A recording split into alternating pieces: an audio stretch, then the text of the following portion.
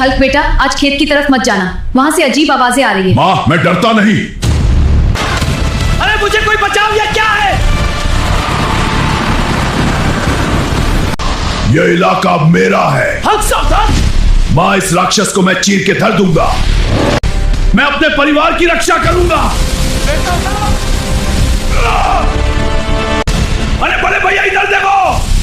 भगवान, मेरे बेटे को सुरक्षित रखना। अब समय आ गया है, हल्क अब एक्शन में आना पड़ेगा। तूने मेरे गांव को डराया, हल्क तुझे आसमान दिखाएगा। मेरा बहादुर बेटा। अगर आपको भी अपने परिवार से ताकत मिलती है तो लाइक और सब्सक्राइब करो।